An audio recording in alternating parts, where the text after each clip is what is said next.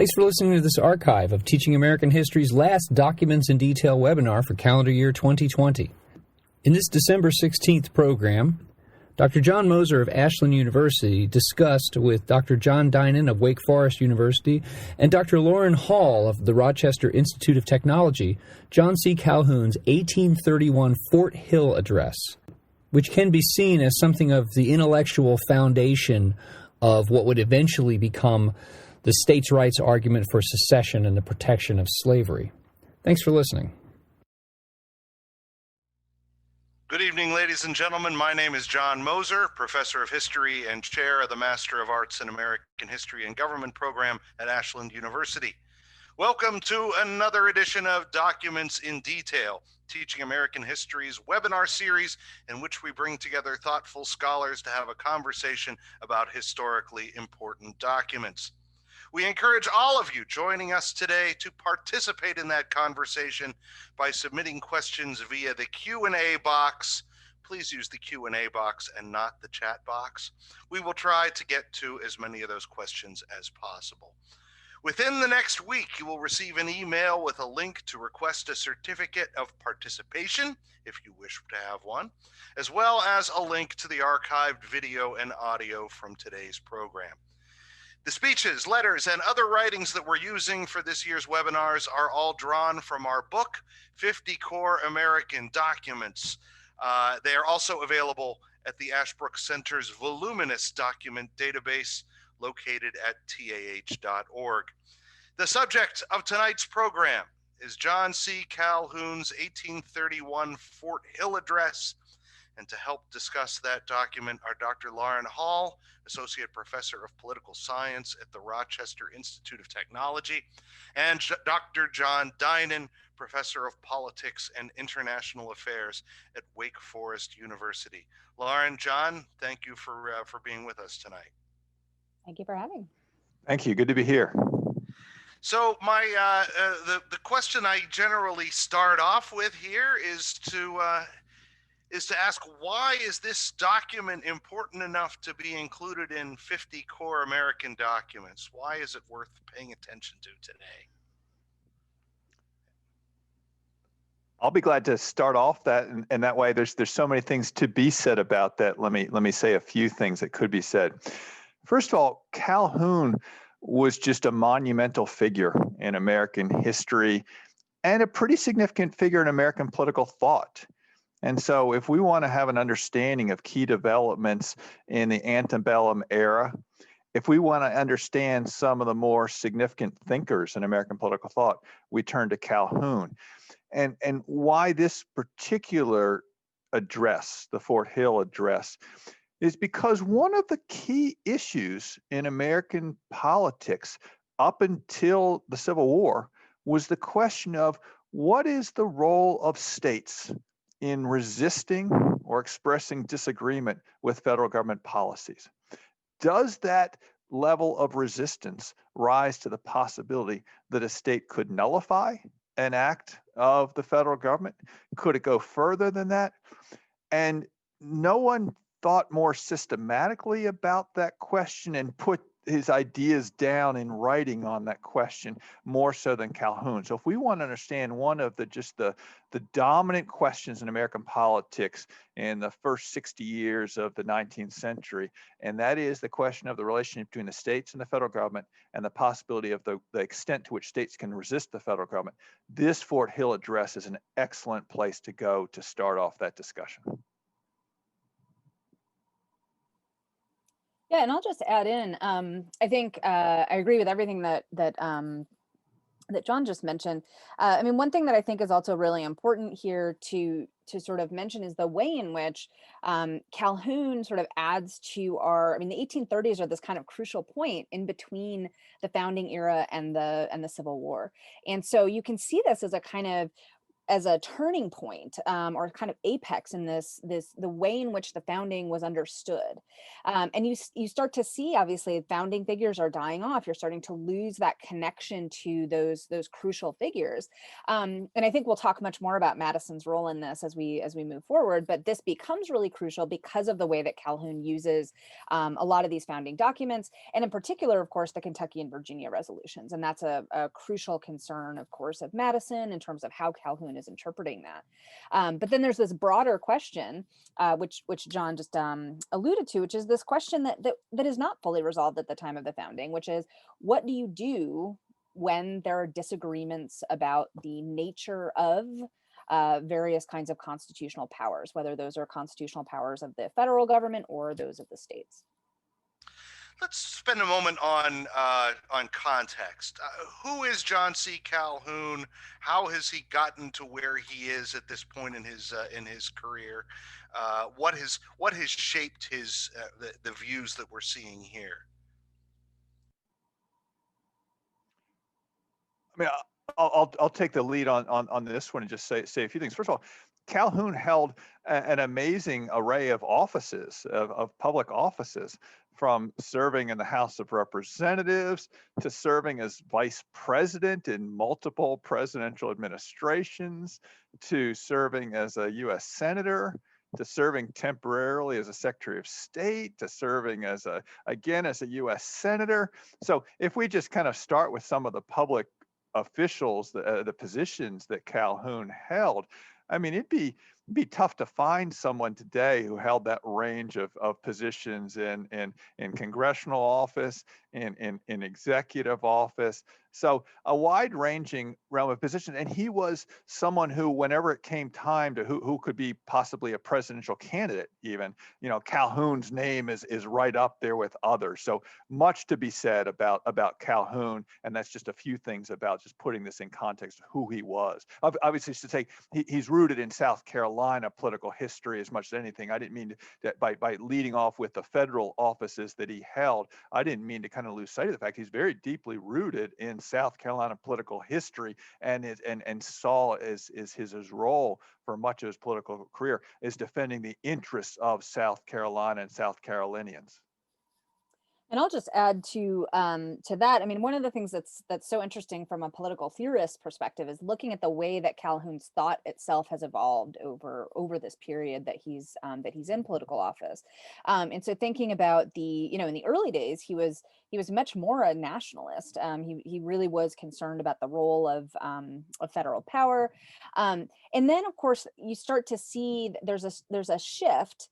And I would welcome actually any of the historians to, or if John has some things he wants to add, but you start to see the shift, and the tariffs are a sort of practical wedge point, but there's a broader issue. And I think this has a lot to do with Calhoun's South Carolinian identity.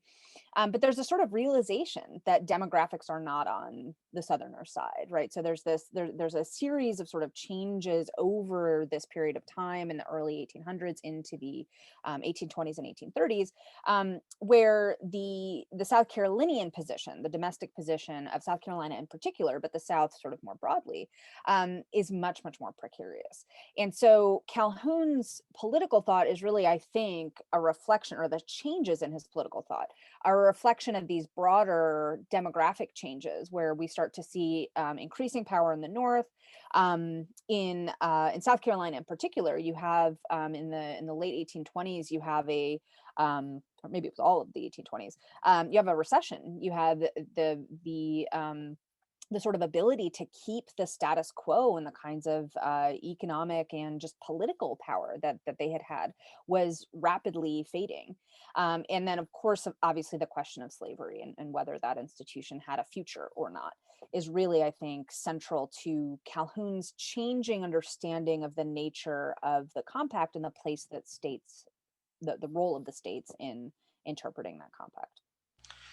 So what is the occasion for this speech? Is this in response to a tariff? Yes. The tariff of abominations, so to speak. Yeah. So just to start off on this, is that there have been various tariffs that have been passed, and then we have a tariff that's passed in 1828, and it's seen as a tariff that, in the views of South Carolinians, is different from tariffs that have come before. It's not just trying to raise revenue. They say it's one thing to have a tariff. We need to raise some revenue for the federal government. That was a dominant way that you'd raise revenue at the time. We don't have an income tax at that time, so we got to take it back. How are you going to raise revenue? This is one of the leading ways. And from the views of Calhoun and folks in South Carolina and other folks in the South, they say, well, it's one thing to be having a tariff when your goal is to kind of just raise some money. It's another thing when you're having a tariff, that is a tax on goods coming in the country, when it's seeming to kind of protect manufacturers and perhaps, in the views of South Carolinians, to advantage one region over another. And so South Carolina and others in the South say, this tariff that you've passed in 1828 is just a very different kind of situation we've seen before. It's not just raising some revenue, it's raising revenue, but it's also trying to achieve other goals. And so South Carolina had actually come out in the aftermath of that initial tariff and said, here's our issues with it, here's our problems with it.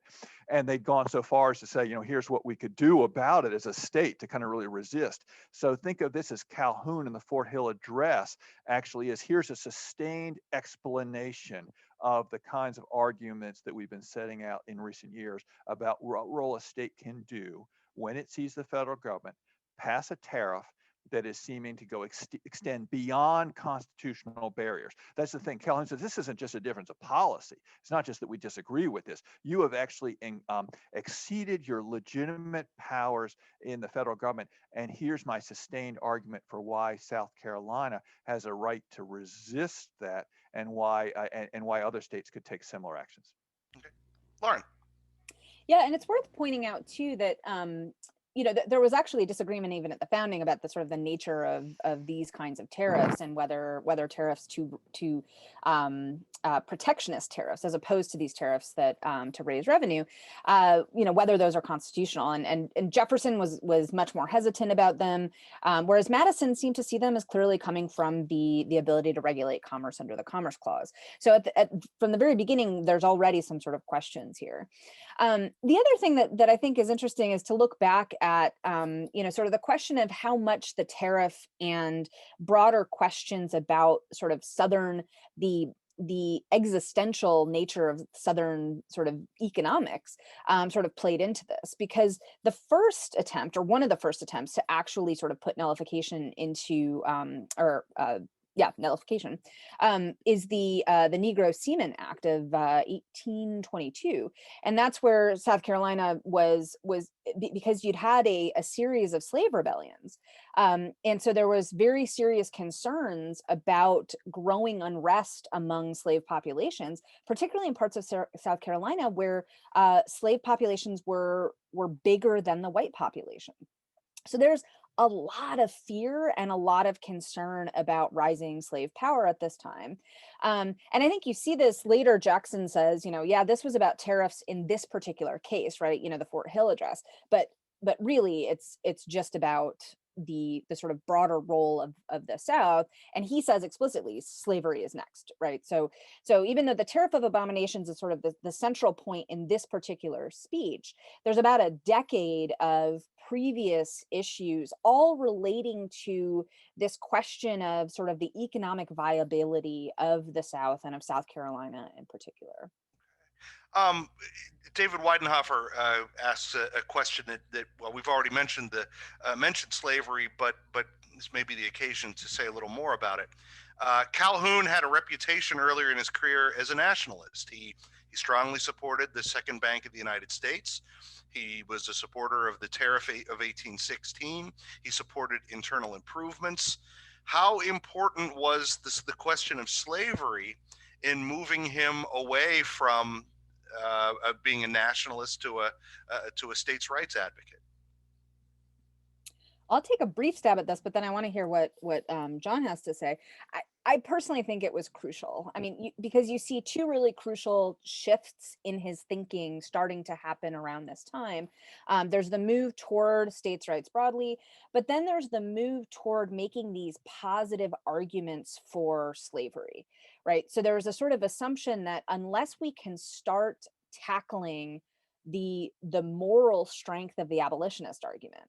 Right, for a long time there was no positive moral argument for slavery. It was, this is really bad, but we're sort of stuck with it. It's the foundation of our economic system.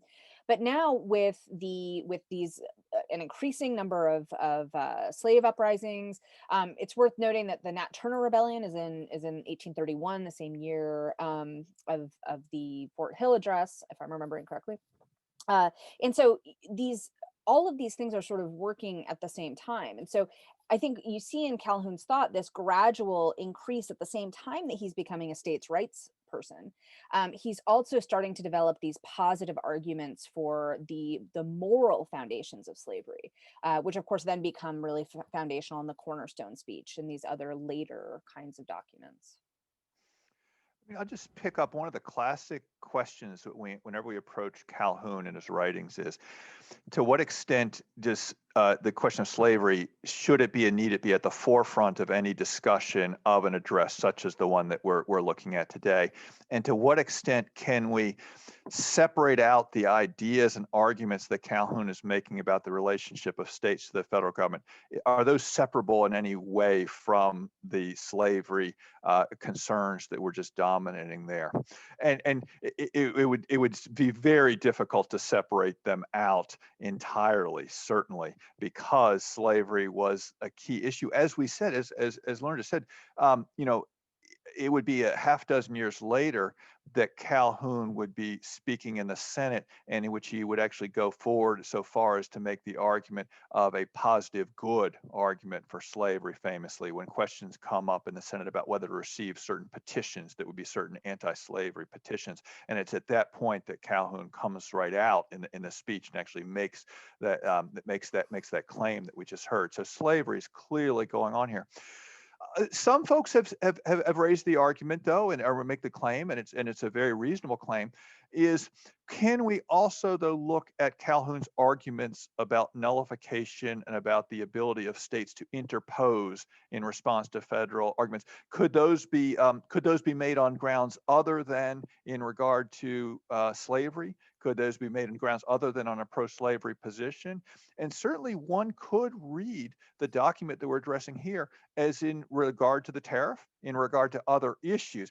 That's different from saying, was slavery very much in the forefront of Calhoun's mind, though? Joe Rooney asks, Calhoun's views on states' rights were not new. St. George Tucker, John Taylor of Caroline, and members of the Richmond Junto all advanced these ideas earlier. To what extent was Calhoun influenced by these Virginians? And were there South Carolinians who influenced Calhoun's views on states' rights? Well, let me just take an early crack at that. And Calhoun would say, oh, I'm very much influenced by Virginians. I'm influenced by Madison and Jefferson in the Virginia-Kentucky resolutions of 1798. So that would be Calhoun, and that comes up in the speech. Calhoun says, when I'm making these arguments, and this is always classic in the American political tradition, you always root yourself in the founders or those who come before you, and you try as much as possible, and Calhoun is no exception to that. So Calhoun wants to make an argument here about the possibility of a state resisting, essentially vetoing, nullifying an act of the federal government, and he's trying to make a claim for the legitimacy of that. And so where's his best claim if he is going to reach for that? Well, in his view, his best claim is, he says, why, just look at what Madison and Jefferson wrote in the Virginia and Kentucky resolution. Didn't they say there that states have the right to interpose themselves? In that case, it was in the context of the Alien and Sedition Acts.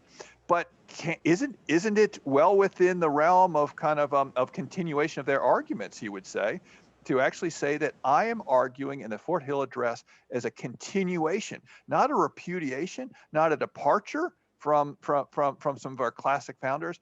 I am continuing that. Now, that's highly disputable, of course, and some of those same Virginians in Madison did dispute that in that sense and say, hold on a second, let's look at what we said here and let's look what you're saying now. But I'll just start off by saying, in Calhoun's view, and certainly his writings, he says, oh yes, I'm very influenced by some of the founders and some of the Virginians. Here's how I'm continuing their argument for interposition.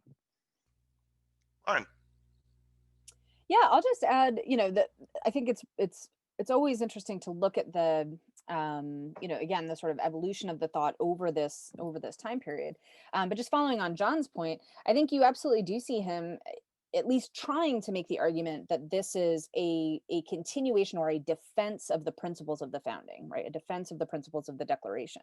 And he's explicit about that in it's the third paragraph, the end of that third paragraph, right? He quotes Jefferson directly, and he discusses.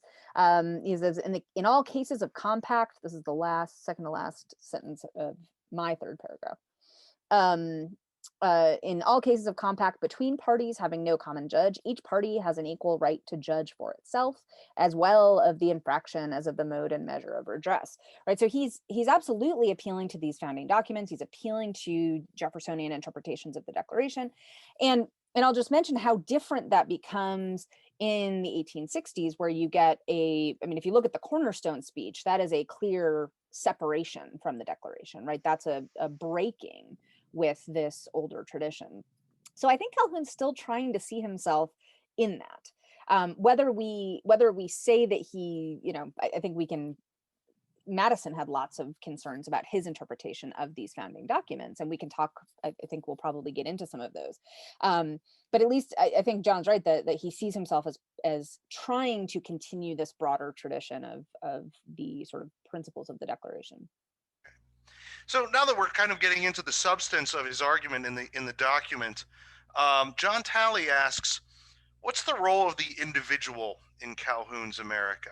He seems to be only concerned with the question of the states versus the federal government. What is his view of the individual?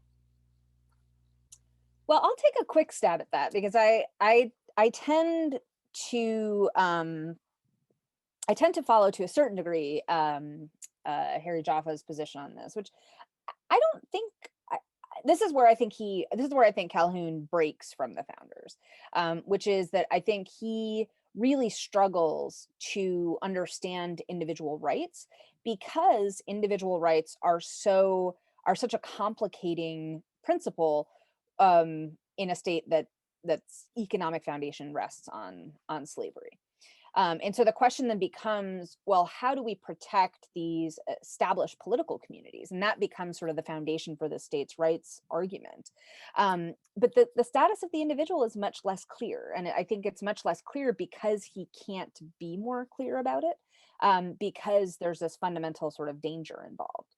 And so that's one reason why I think there's a sort of historicism in Calhoun's understanding of where, for example, states' rights come from, right? They come from these established political communities. People come together, and it's sort of, as history plays itself out, right, those rights develop and then can be protected. But because I guess part of the reason I emphasize that is that he's talking in this speech and elsewhere about defending minority rights. But the question is always looming in the background of what to do about the minority of the slave population is this obvious population whose rights are not protected. And that seems to me a really clear example of the fact that he has to hedge or move around individual rights in this complicated and sort of contradictory way, because he needs to make this broader sort of community or communal argument in order to protect this peculiar institution that is so difficult for him to defend. John. I would just say that I would agree with all that, and it doesn't, the question of individuals, it doesn't seem to be the prominent kind of guide to Calhoun's thinking. When we look at what Calhoun writes, and he has these other writings as well, the discourses, the disquisition, various other addresses, in addition to the one that we're reading here, one sees Calhoun speak of interests, to speak about interests rather than kind of individuals, speaks about a multiplicity of interests. How are various interests, whether it be regional interests or other interests? He speaks about the ability of certain interests that might be in the minority to ensure that they're not being kind of not taken account of in that way. one sees a kind of role of states, and he speaks about states and regular federal government, we're probably not looking to Calhoun for with a prominent kind of idea of individual rights and a focus on individuals. It's these other concepts that are really guiding us and are attracting us to us. At least that's the reason why we focus on Calhoun. All right. So we talked about the influence of the need to defend slavery on Calhoun's thought. Nicole Shin notes that this speech does not mention slavery at all. How are we to interpret that? Well, I'll take a quick stab at it. I think there's a clear, I think part of what the Southern sort of strategy is to demonstrate a kind of overarching aggression on the part of both the federal government, but also the North, right? So it's not simply slavery, right? They don't want to make this simply an issue of slavery, and in large part because I actually don't think, slavery is the huge elephant in the room, but there's also these other questions, right? These other problems of what to do again, when your political power is clearly shrinking. You're not just going to lose on the slavery issue, you're going to lose on all these other issues coming down the pipeline. So I think it's really, it makes a lot of sense that he doesn't mention slavery, right? He talks about these, the peculiar domestic institutions, right? The peculiar and local interests that are left to the control of the states.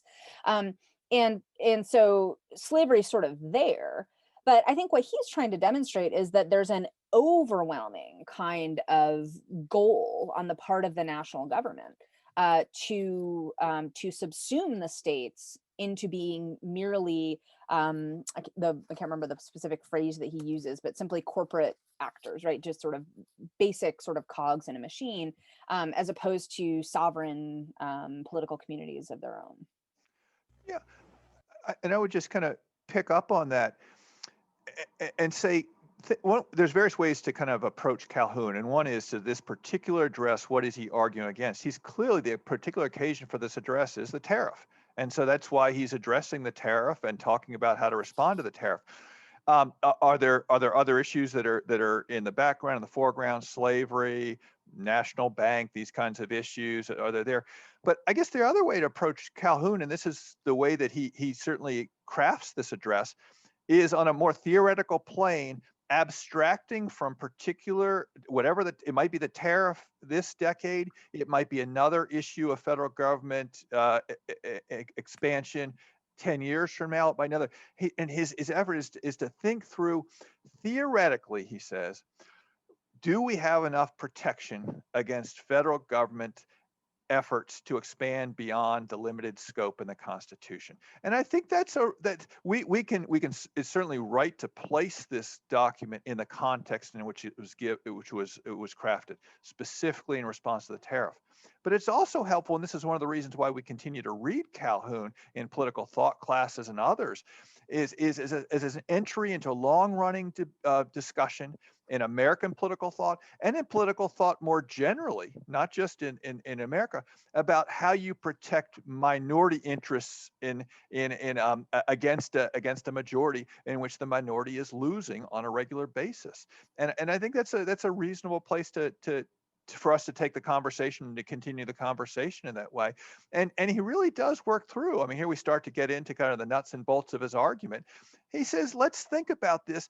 What are the various ways in which the federal government can be constrained? And here I'm going to piece together what he says in this address from what he says in other addresses.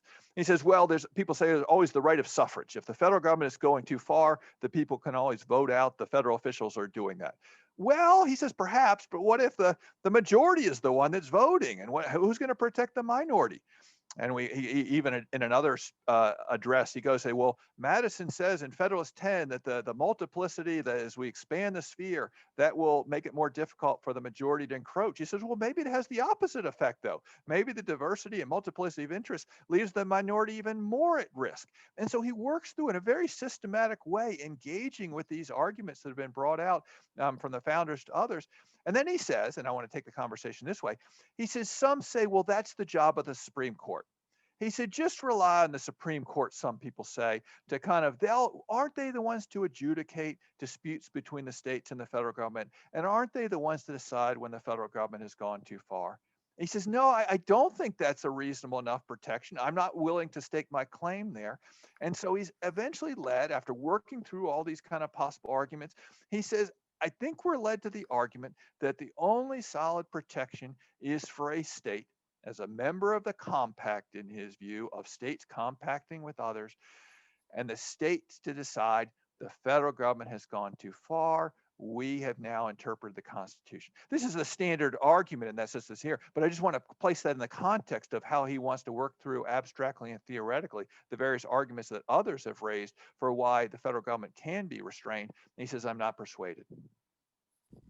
Yeah, and I'll just add to that, because I think it's really important that we don't. I think sometimes people dismiss Calhoun as simply a defender of slavery and don't pay attention to the broader sort of political thought. And so I want to make sure that I move away from slavery to exactly some of the points that John has brought up, because one of the things that I think makes Calhoun such an important author to wrestle with is that he's bringing back some of these controversies from the early part of both the founding period, but just the period right after the founding, that are still unresolved. So the idea that, and as John correctly points out, I mean, you have all these folks who are saying, well, you know, the judiciary is obviously the person who, or the institution that handles, you know, or decides when the Constitution has been violated and who has violated it.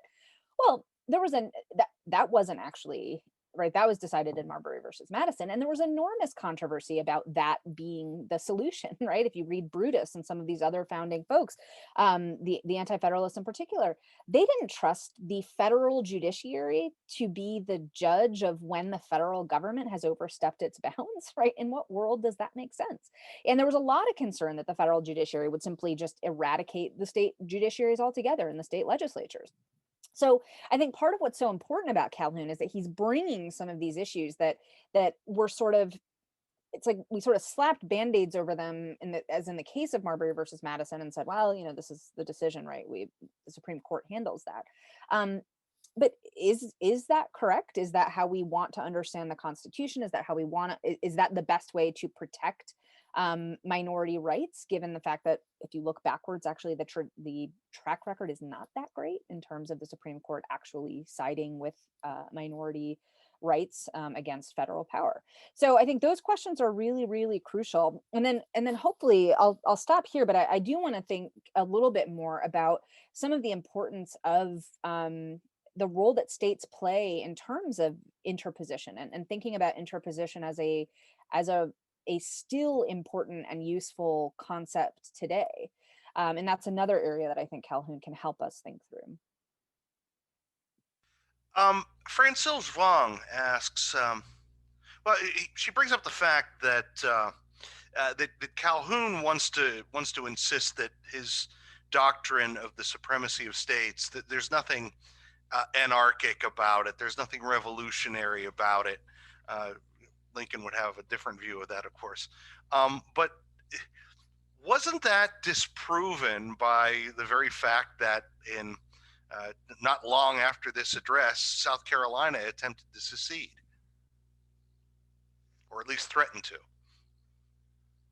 Well, I mean, one way is to take what does Calhoun say in this, and actually in some other kind of speeches, when people say, look, the one of the main, there's many critiques of Calhoun, and one of the critiques is, look, you're essentially saying that each state has a veto over other states. Yeah, that's really kind of what you're saying here. So if that's what you're saying, aren't you essentially allowing one state to be obstructionist and to stand in the way, to gum up the works? And so Calhoun's got to respond to that. Well, we can consider whether Calhoun's response is persuasive, but kind of let's see what some of the things, and again, what he says here in this address and some of the things he says on the full are kind of part of his thought. He says, look, yes, whenever it becomes clear that something really has to be done, say a budget to be passed, well, people are going to come together when there's an emergency situation in that way.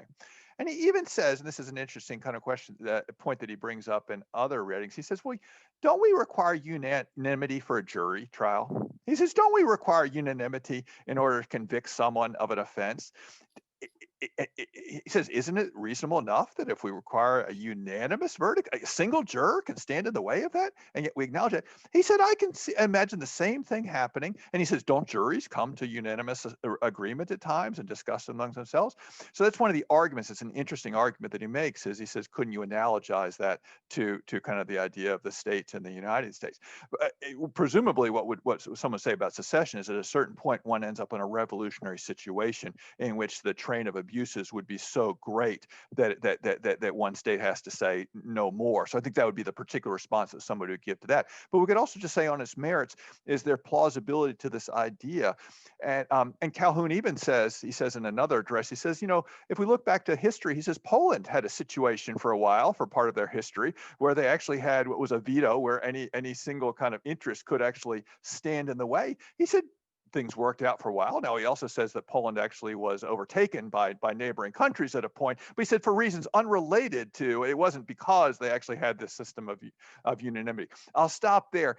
My point is to kind of set out some of Calhoun's responses. What he would say in response to a very reasonable critique is, aren't you allowing states to sit there and be completely obstructionist? How could you have a system that works in that way? And I'll add to that, being a sort of Calhoun advocate, and this is actually an area that I critique Calhoun on when I teach him. But there's in the piece, the paragraph that I read earlier, where he's quoting Jefferson, right, and he's talking about where there's no common judge, right, each party has an equal right to judge for itself, and Jefferson here is also appealing to Locke, and so there's this question of what do you do when there is no common judge, and in political theory we call that a state of anarchy.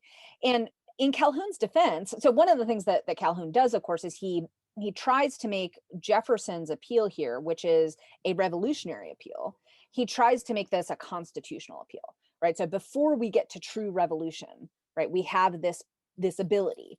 And so he tries to, and this is the idea of the concurrent veto, and sort of trying to create a system where you can sort of get everyone onto the same page.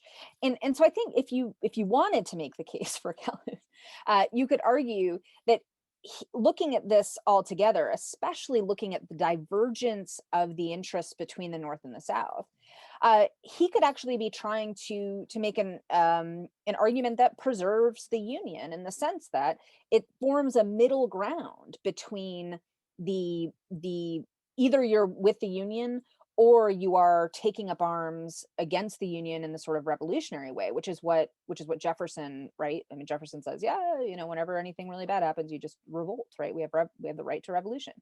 And so I think you could look at Calhoun, part of what Calhoun might be trying to do, and say, in trying to read the right to revolution as a sort of constitutional right held by states, he could make the argument that he's actually providing a protective buffer. Let me just, if I could just kind of pick up, because I think we've moved on helpfully to what are some of the critiques of Calhoun's argument and thought here, and how would Calhoun respond to them? Who has the stronger of the argument? I mean, that's what, when we get in the realm of political theory, I mean, Calhoun, this document can be taught in multiple classes. One can easily see this document being taught in a history class that's working through key debates and disputes in the early 1800s. And if we're talking about the tariff, this address could be read. If we're talking about state disputes between states and the federal government, this document can be read.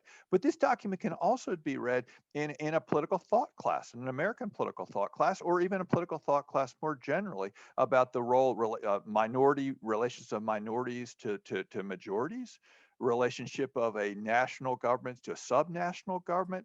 And so this document, there's various places it can be placed. And when we move to that second kind of argument, the political theory kind of classes, we naturally end up in kind of arguments. Okay, so here's Calhoun's argument. What's the response to it? And in the particular nature of when that discussion is taking place in the United States, and I said that Calhoun could be read and just debated in countries other than the United States, where people would be having this question. But in the United States, and I just want to anticipate and respond to some of the questions that have come up in the chat room, in the Q&A, folks say, well, how would Calhoun respond to the supremacy clause, though? I mean, isn't it crystal clear that the supremacy clause says the Constitution and laws are supreme? Well, yes, but here's how folks of supporters of Calhoun would respond to that. Say, the Constitution and laws made in pursuance thereof shall be supreme. Now, some people say, well, that's just that's just throwaway language, or that's just boilerplate language. It means the Constitution and the laws of the United States shall be supreme.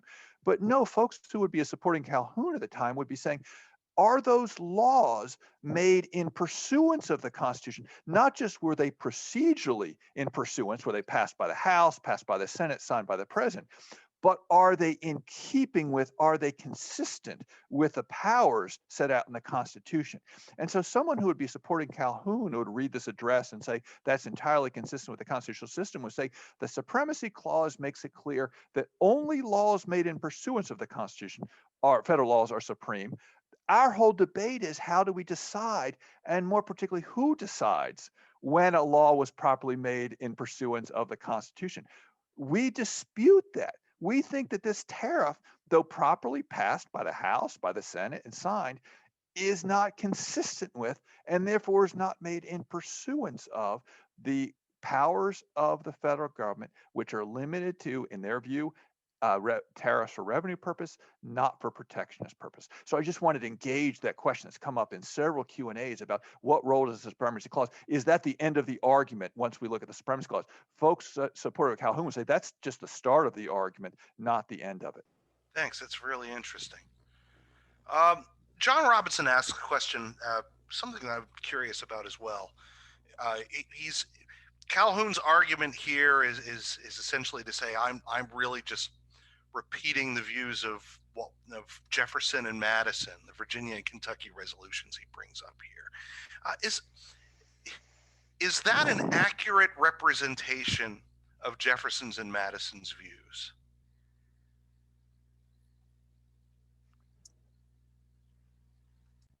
Well, I'll take a quick stab.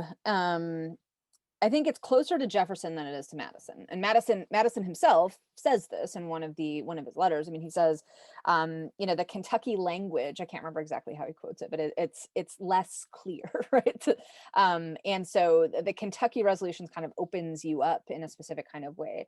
But Madison doesn't think the Virginia resolutions do that. And if you read the Virginia resolutions, right, he's clear that the language of the Virginia resolutions is that the Constitution is a compact to which the states are parties, right? And so it's the states in their sort of unanimous, the unanimity of the states. But then if you look at the Virginia resolution in combination with Fed 39, it's clear that Madison is and I talk about this with my students sometimes, that the sort of Madison is, I think, more consistent than people often think he is.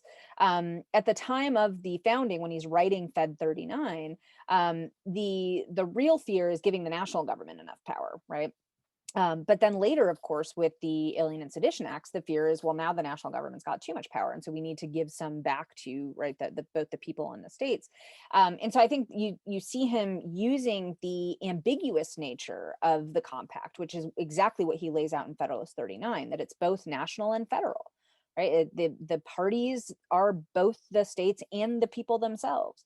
The Constituent Act is via states, but via the votes of the people in their states. So I think he's very much. I think he's more clear again than Jefferson in this particular area. Let me just pick.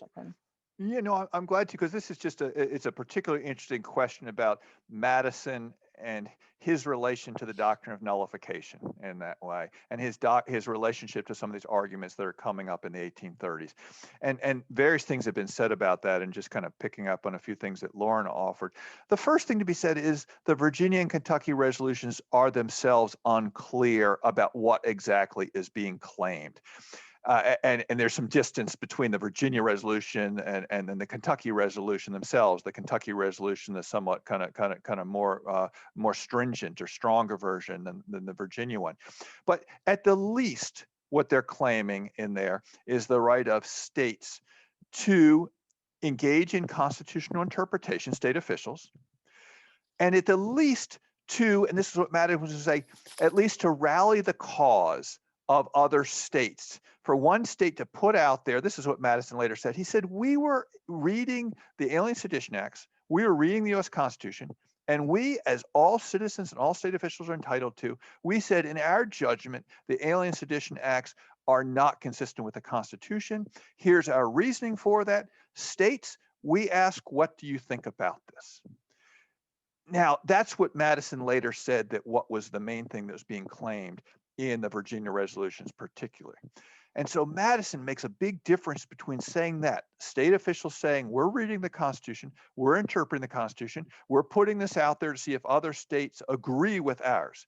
Madison says that's very different from saying states can interpret the Constitution, states can put out in writing their version, states can ask other states if they agree, and here's the key point, and no matter what other states say in response, one state can they say, we will act on our interpretation of the Constitution and we will seek to nullify.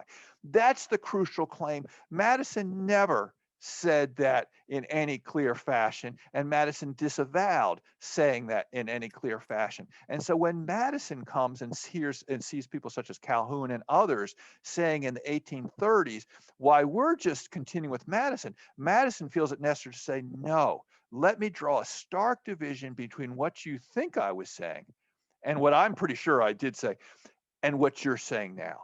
I do not see what you're saying as a continuation. I see a very big difference. I'll close here. Given that the Virginia resolutions and certainly the Kentucky resolutions were not written in the clearest fashion, or at least left open their how far they were, the scope they were willing to go, it's not out of line for Calhoun to make this argument. Madison says, let me clear things up now and let me make very clear I'm not on the side of what you're claiming here. And I'll just add in really quickly. I mean, one of the reasons I like looking at this address with students is that you have very clearly that the use of source material and how it can be sort of manipulated and shifted over time, right? So he's quoting the Virginia resolution right here, right, to interpose for arresting the progress of the evil.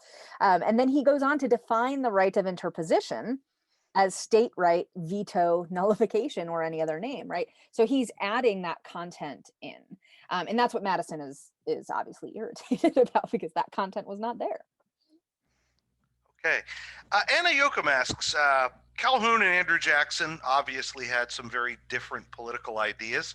Why did Jackson choose Calhoun as his vice president?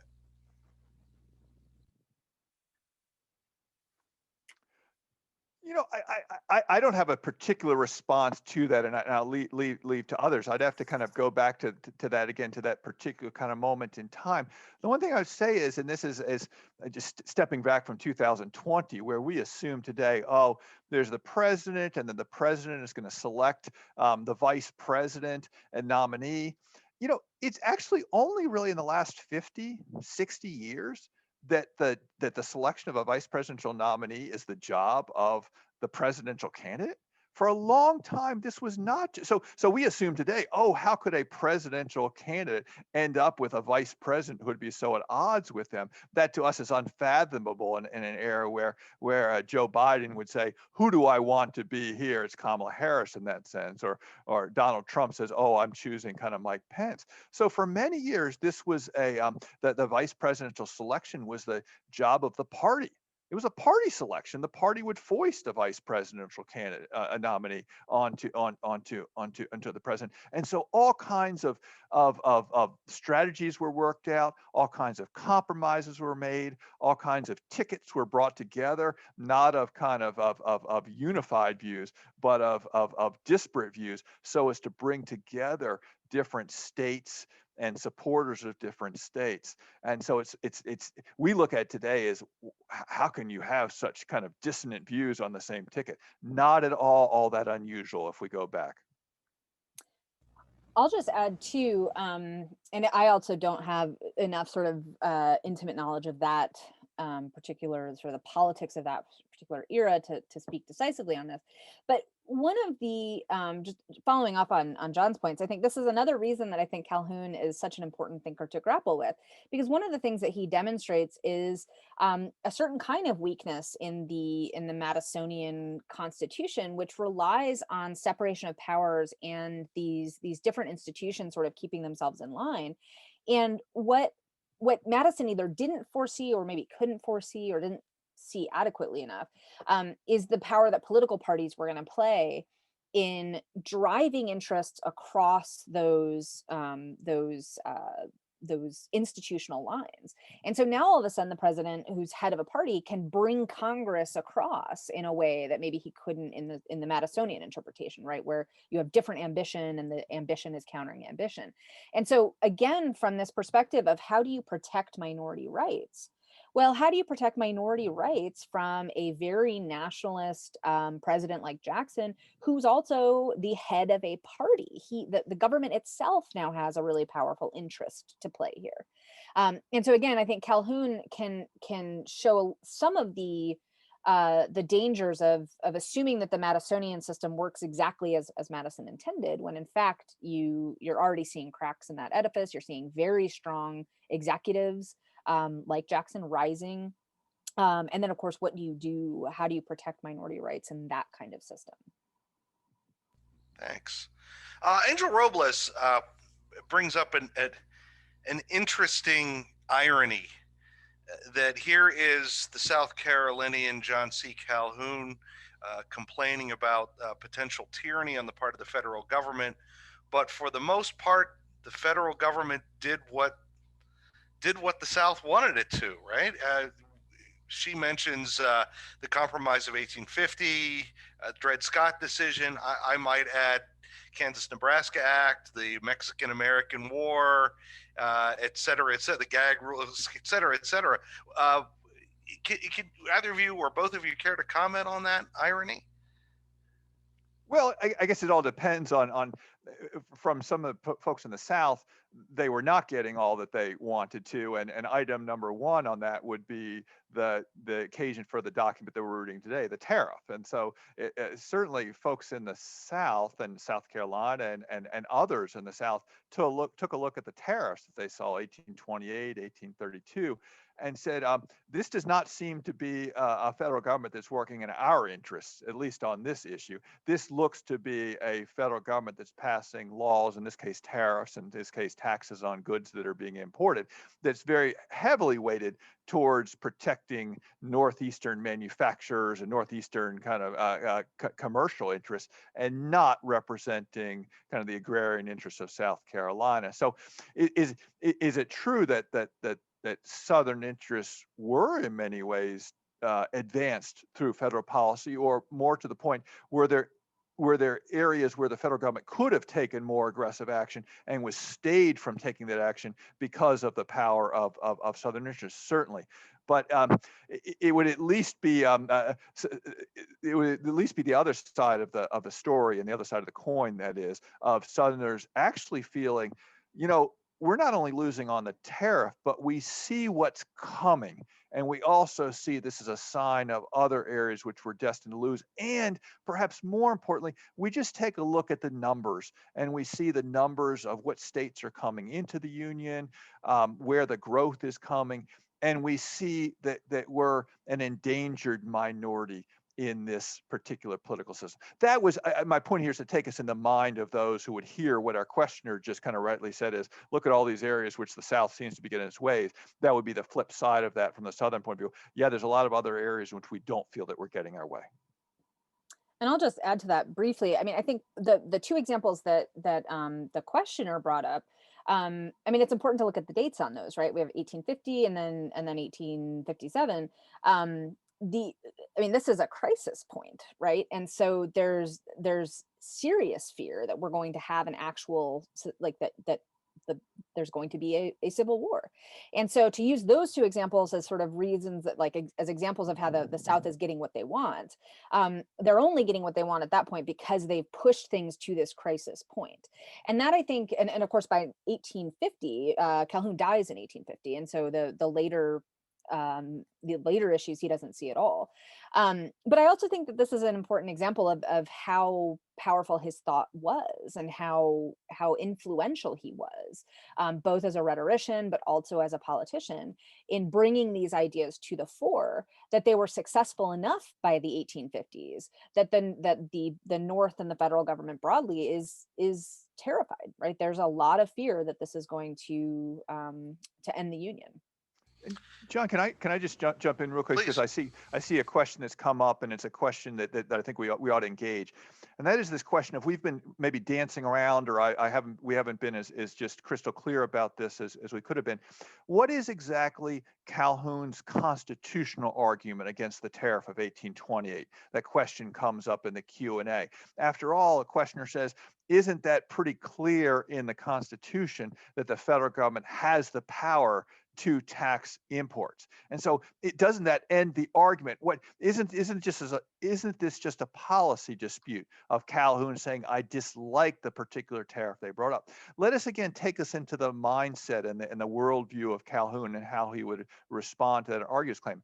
And this gets to a claim, and Lauren was bringing this up earlier and could probably talk to this in more detail. The question is, what is the purpose of passing a tariff? And Calhoun and others have said, look, there's two different types of tariffs you can have. There's one tariff that you say, well, our sole goal is we need to raise an extra $1 million of revenue this year. How are we going to do it? Let's actually increase the tariff amount by a certain amount. That would be a revenue raising tariff. Calhoun believes it's possible to distinguish that type of revenue-raising tariff, which would be entirely consistent with the federal government's powers in the Constitution, to distinguish that from another case would be a protectionist tariff, as we heard, a tariff that is not designed just to raise the extra $1 million that needs to be raised to run the federal government, but is designed to say, well, why are we passing this tariff? Well, it'd be good to actually encourage American industry. And one way to get that would be to tax goods that are coming in that are produced from other countries. Why that would really be helping to for American grown industry.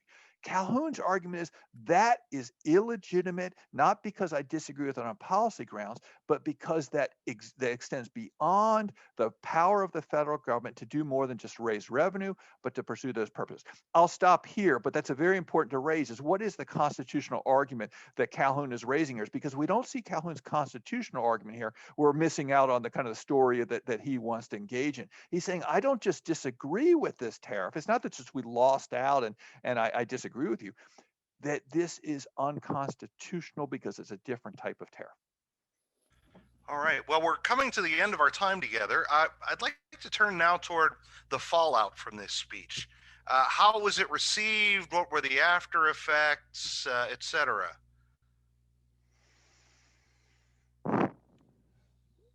Well, I mean, the fallout could be judged on different ways. One is what happens with a tariff. And again, we could talk about this in a very particular case. In the immediate sense, it didn't have a huge amount of success. But eventually, when things really came to a head in 1832, there was a modification and moderation of the tariff in that way that went some degree towards kind of moderating some of the schedules and tables in such a way that was slightly more palatable to folks in the South who are critiquing it. So one way of seeing this is how did this play out with regard to the tariff? Let me turn though to a second point though. The broader fallout, I would say, would be that folks lined up in sides, and a lot of folks responded to this and said, you have your constitutional arguments wrong. You have misinterpreted the founding. You say that you're arguing as a continuation of founding era arguments, but you are not, a lot of figures said. You are repudiating, you are taking it beyond the arguments. When you say that a state has a right to exercise a veto, that cannot have been countenanced by the founding documents. And so there's a lot of folks who took this argument and said, okay, you've set out your best arguments for this. Now let's set out our best arguments, which we think are stronger arguments. All right. Yeah, I'll just follow up on that. I think, again, looking at the actual sort of impact in the immediate term, it's maybe not dramatic, but by setting forth a kind of political theory of nullification and then later on secession, I think you can't underestimate the effects of Calhoun as a thinker in this area. And I want to address one quick comment because it sort of follows. John Talley in the Q&A says, it seems like Calhoun is driven purely by self-interest as the South was losing political power. I do want to come back to this question though of what we can learn from Calhoun rather than simply dismissing him as a purely self-interested actor, right? What are his principled positions?